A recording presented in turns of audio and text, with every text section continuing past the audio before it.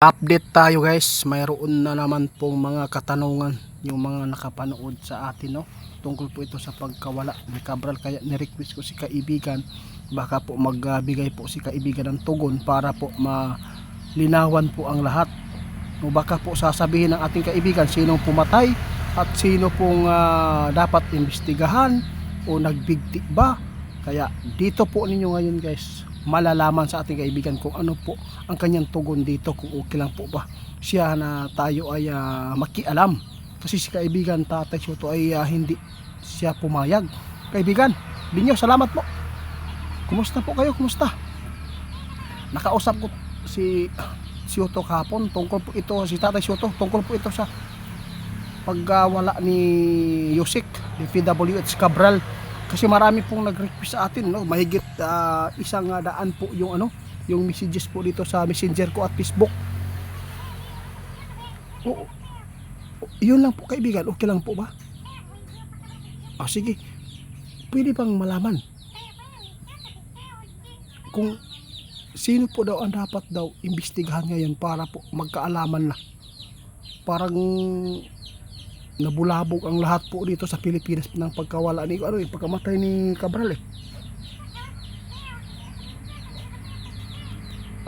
marami nagkakahaka ngayon kasi baka daw hindi si Cabral yan.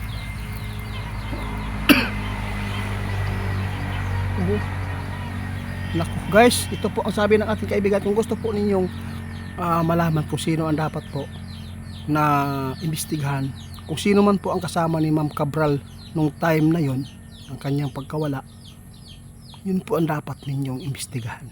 Yun po sabi ng ating kaibigan.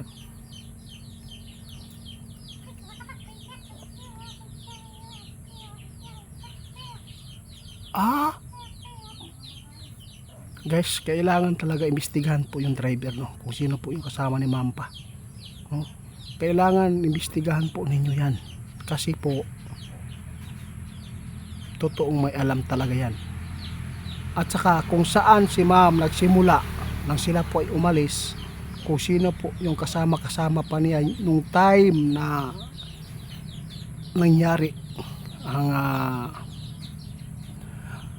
dito, pagkamatay niya. Kasi maraming nagpaabot nagbigti daw.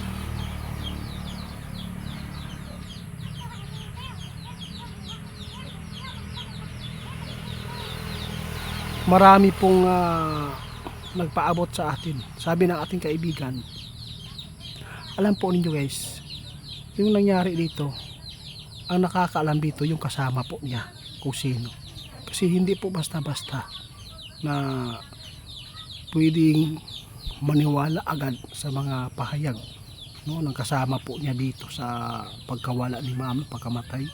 Kasi sabi ng ating kaibigan, kung hindi po niya imbestigahan po yung driver, posibleng mawalan lagi. Kasi alam po niyo guys, napakarami ngayon ng mga pakulo ng demonyo. Pwedeng bayaran para po ito ang gawin, baka tinulak o anuman. Kasi ang sabi po dito guys, wala daw foul play. Nasabi po dito sa autopsy, walang foul play kaibigan.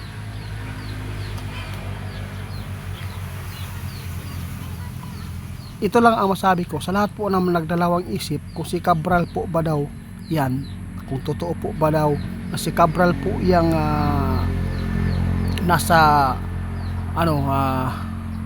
lungon, sabi ng ating kaibigan.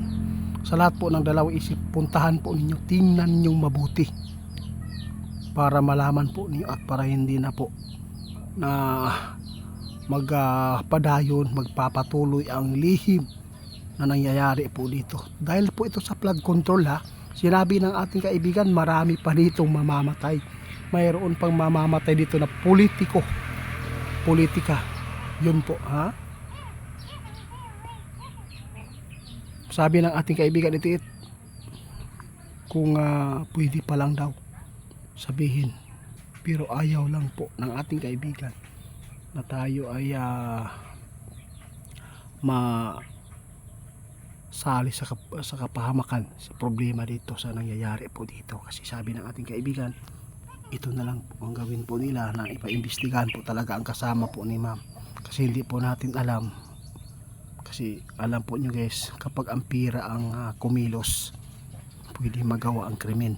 Sinabi po ng ating kaibigan, para ay wala na silang makukuhang mga impormasyon na mga katotohanan na tinatago sa flood control sa mga nakawan po ngayon dito sa ating bansa. Isa po dito sa sinabi po nila, grabe ang ganda ng pamumuno ni BBM nung namuno si Tatay Digong. Oo, ano ang nangyari? Ganito ba kagulo? Ganito ba ang ginawa ng China sa mga nagbabantay sa dagat? Hindi. Ngayon, ginipit tayo sa China.